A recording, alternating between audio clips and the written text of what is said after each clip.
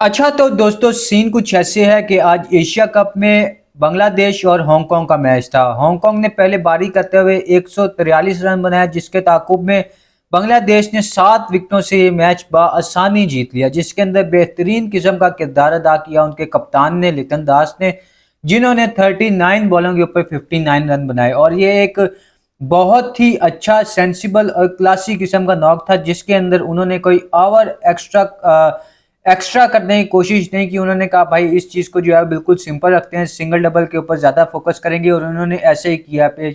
दरमियान में 6 से 7 ओवर का गैप आया था, जिसके अंदर कोई बाउंड्री नहीं आई थी, लेकिन वो हर ओवर में जो है वो 7 से 8 रन बनाते जा रहे थे लगातार। तो ये एक चीज़ जो है वो काफ़ी अच्छी लगी मुझे तौहीद हृदय और लिटन दास की बारी में, कि भाई उन्होंने जो है वो पार्टनरशिप बिल्ड की, और बिल्ड भी 95 रन की पार्टनरशिप इन दोनों ने मिलकर बिल्ड की। अगर हम शुरू से बात करें तो बांग्लादेश ने टॉस जीत के पहले बॉलिंग करने का फैसला किया, और ये फैसला काफ़ी हद तक अच्छा भी था क्योंकि गर्मी बहुत ज़्यादा थी। तो उन्होंने पहले भाईजान अपने आप को कहा कि हम पहले बॉलिंग करेंगे, उसके बाद आराम सुकून से चिल माहौल में बैठेंगे, जो बैट्समैन है वो खपते रहेंगे, वही करेंगे, अब उनका काम है। बहुत ही अच्छी किस्म की आज बारी खेली हांगकांग ने पिछले मैच की निस्बत, जहां वो कुछ भी नहीं, सिर्फ 94 रन किए थे और सिर्फ बोर कर रहे थे। लेकिन आज उनकी बैटिंग में कुछ अच्छी परफॉर्मेंसेस देखने को मिली। स्टार्ट उन लोगों ने थोड़ा थोड़ा स्लो लिया था, जैसे ईशान अली ने जो है वो पहले 22 बॉलों के ऊपर सिर्फ 8 रन बनाए थे, लेकिन जब उन्होंने अपनी इनिंग का एंड किया तो उन्होंने 34 बॉलों के ऊपर 30 रन बनाए थे, जिसके अंदर 3 चौके और 1 छक्का शामिल था। अगर मेरे हिसाब से ये जो इतने ज़्यादा डॉट खेले, 22 बॉलों के ऊपर 8 रन थे, उसके अंदर 1 चौका भी था, तो अगर उसको वो थोड़ा लंबा ले जाते या सिंगल डबल डबल के ऊपर रहते तो शायद ये स्कोर जो 140 या 143 है, ये 160 भी हो सकता था, और ये एक और मज़ेदार किस्म का मैच भी हो सकता था। फिर उसके बाद है अशुमा अशुमा अंशुमन रात। उन्होंने 4 बॉलों के ऊपर 5 रन किए, जिसके ऊपर एक चौका था। जारी बात है, देख लो अब। तो डॉट जो है ना वो बहुत ज़्यादा थी, पहले मैच में भी डॉट बहुत ज़्यादा थी। फिर जब दूसरा मैच आया यूएई और इंडिया का, तो यूएई ने उसमें अंदर भी जो है वो बहुत ज़्यादा जो है वो डॉट खेली थी। उसके बाद आए बाबर अयाद ने जो है वो 12 बॉलों के ऊपर 14 रन के, जिसके अंदर 1 छक्का भी शामिल था। उसके बाद आए जिन्होंने आज हांगकांग की तरफ से सबसे ज़्यादा रन किए हैं, नज़ाकत खान। उन्होंने 40 बॉलों के ऊपर 42 रन किए, जिसके अंदर 2 चौके और 1 छक्का शामिल था। देखो ये जस्टिफाई है, 40 बॉलों के ऊपर 42 रन। इसकी वजह ये है कि ये बॉल बाय बॉल खेले। बॉल डॉट तो हर कोई करता है, लेकिन इनकी बॉल डॉट करने की रेशियो बहुत कम है। ये मैच को लेके एंड तक चले, और मेरे ख्याल में नीचे 17वें के 18वें ओवर में जाके ये आउट हुए, तो इतना तो फिर बनता है भाई। उसके बाद अगर हम बात करें तो उनके फिर कप्तान है यासीन मुर्तज़ा, जिन्होंने 19 बॉलों के ऊपर 28 रन की बारी लगाई, जिसके अंदर 2 छक्के और 2 चौके शामिल थे। ये ही एक टर्निंग पॉइंट था हांगकांग की तरफ से, कि वो लोग जो है वो 143 रन कर गए।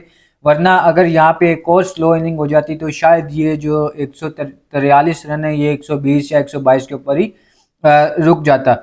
उसके बाद जो है वो हांगकांग की तरफ से कोई ज़्यादा बड़ी इनिंग है नहीं, सिर्फ 5 है, 0 है, 4 है, 2 है, और इस तरह जो है वो इन्होंने 143 रन बनाए, जिसके अंदर 14 रन जो हैं वो एक्स्ट्रास के भी थे। और उसके बाद अगर हम बांग्लादेश की बॉलिंग की बात करें तो मेहदी हसन ने जो है वो 4 ओवर में 28 रन दिए और कोई भी आउट नहीं किया। बहुत ही अच्छी इन्होंने बॉलिंग की। एक ये और एक जो है मेहदी हसन मिराज, ये दो बॉलर ऐसे हैं बांग्लादेश के पास जो लगता है कि भाई ऑफ स्पिनर के बादशाह हैं।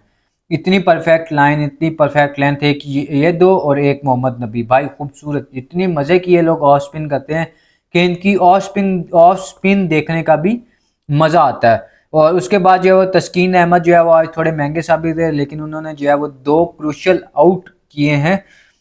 तस्कीन अहमद ने 4 ओवर में 38 रन दिए और दो आउट किए। थोड़े से ऑफ कलर थे हांगकांग के मुकाबले में, तो इन्हें विकेट्स भी लेनी चाहिए थी और स्कोर भी नहीं देने चाहिए थे, लेकिन इन्होंने दिए। खैर मुझे लगता है लिटन दास की बारी अगर निकाल दो तो बांग्लादेश आज थोड़ा सा ना अपनी जो मुखालिफ है हांगकांग, उसके साथ बहुत हल्का खेली, अपने कैलिबर से हटके। तो मुझे ऐसे लगा कि शायद ये पाकिस्तान की दूसरी टीम है जो अपने अपने कैलिबर को नहीं देखती बल्कि सामने वाली टीम के कैलिबर को देखती है और उसके मुकाबले में जाके खेलती है। उसके बाद जो है वो तंजीम हसन शाकिब ने जो है 4 ओवरों में 21 रन देके 1 ओवर मेडन भी किया और 2 आउट भी किए। उसके बाद मुस्तफिजुर रहीम ने 4 ओवरों में 22 रन दिए। जारी बात है ये जो है बांग्लादेश का बहुत बड़ा नाम है, बहुत बड़े बॉलर हैं, बहुत खूबसूरत बॉलिंग करते हैं। तो इन्होंने जो है वो 4 ओवर में 22 रन दिए लेकिन कोई आउट नहीं किया। उसके बाद रिशाद हुसैन ने 4 ओवरों में 21 रन देके 2 आउट किए। तो इस तरह जो है वो हांगकांग ने 143 रन की। अब बात कर लेते हैं बांग्लादेश की बारी की। बांग्लादेश की बारी जो है वो 4 से 5 बंदों ने जो है वो बारी की, जिसके अंदर शुरू में परवेज हुसैन इमोन और तंजीद हसन ओपनिंग करने आए थे। पहले ओवर में 9-10 रन लग चुके थे आयुष शुक्ला को, जिसके अंदर भाई 2 चौके भी शामिल थे। उसके बाद अतीक इकबाल है, अतीक इकबाल ने बहुत खूबसूरत बॉलिंग की। इन्होंने बॉल को ज़्यादा पेस तो नहीं दी लेकिन इन्होंने स्विंग करके दिखाई कि भाई हाँ ये स्विंग कर सकते हैं। और इन्होंने जो है वो दो दो मेन आउट किए, एक तमीम इकबाल और एक लिथन दास को, और दूसरा जो इनके तंजीद हसन है उनको जो है वो अ, अतीक इकबाल ने आउट किया। तो भाई अतीक इकबाल ने वाकई में बहुत खूबसूरत बॉलिंग की। इनके पास वो आसिफ की तरह पेस तो नहीं था लेकिन स्विंग था और दोनों तरफ स्विंग कर रहे थे।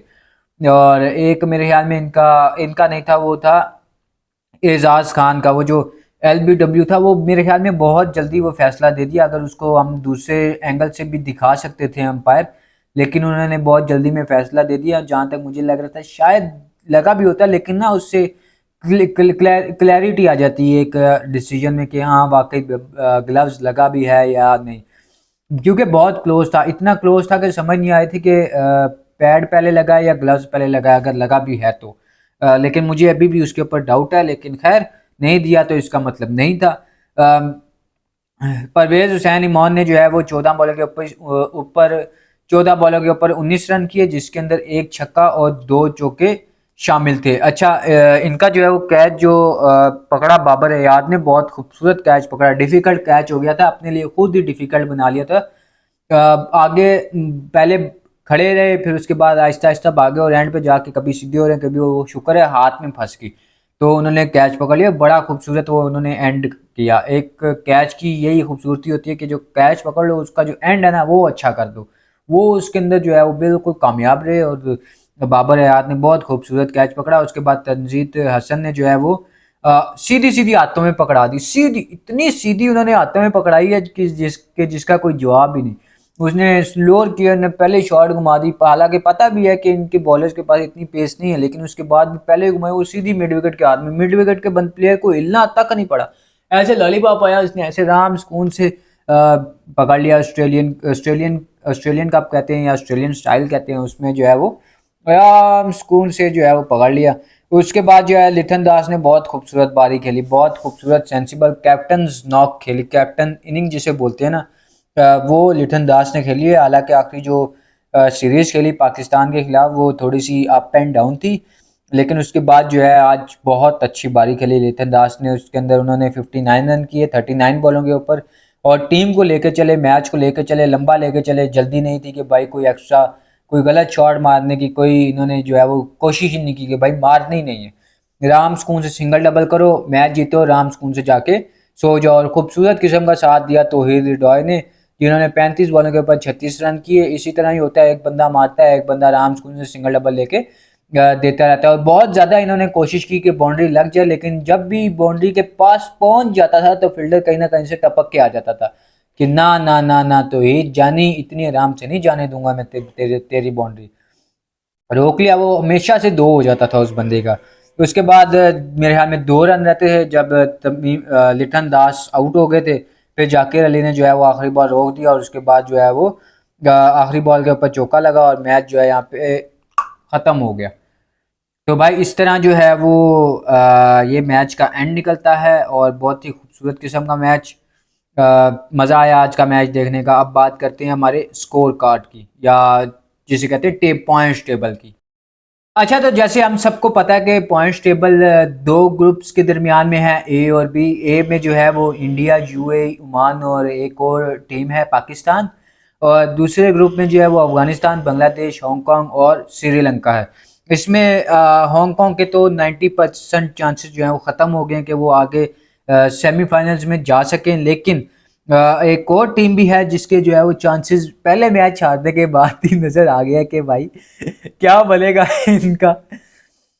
भाई -10 का नेट रन रेट, ये वो जो बैंक से कर्जा ले लो तो ये उतना नहीं हो जाता कि माइनस में चल रहे हो भाई आप हैं। आपने जो है अभी बैंक का इतना लोन चुकाना है अभी, तो इंडिया जो है वो +10 पे चल रहा है, इंडिया को मुनाफा ही मुनाफा है, मुनाफा ही मुनाफा है।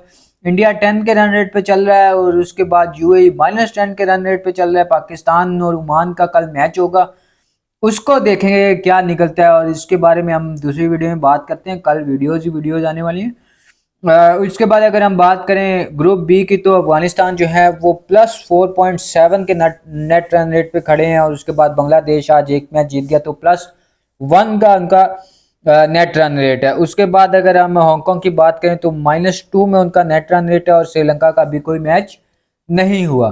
तो देखो कि क्या बनता है, कौन जीतेगा कौन हारेगा, इसको जो है वो पाकिस्तान को लाना चाहिए यार। ये कब पाकिस्तान डिजर्व करता है और मैं पाकिस्तान को जो है ना फिर सपोर्ट करने आ गया हूँ, ये जानते हुए भी कि एंड पे होनी मायूसी ही है, नाकामी ही है, लेकिन फिर भी दिल तो पाकिस्तानी है, क्या करें भाई। तो फिर सपोर्ट तो करना बनता है ना, तो करेंगे, आखिरी दम तक करेंगे भाई। कमी महसूस होती है बाबर की, लेकिन सपोर्ट तो करना ना पहले। अब टीम है, बाबर बाबर जानी जल्दी कम बैक करेगा, बहुत जल्द कम बैक करेगा टीम के अंदर, लेकिन फिलहाल जो है वो पाकिस्तान को हम सपोर्ट करेंगे। कल के मैच में देखो क्या होता है। तो मिलते हैं आपसे इंशाल्लाह अगली वीडियो में, कल सुबह ही डाल दूंगा।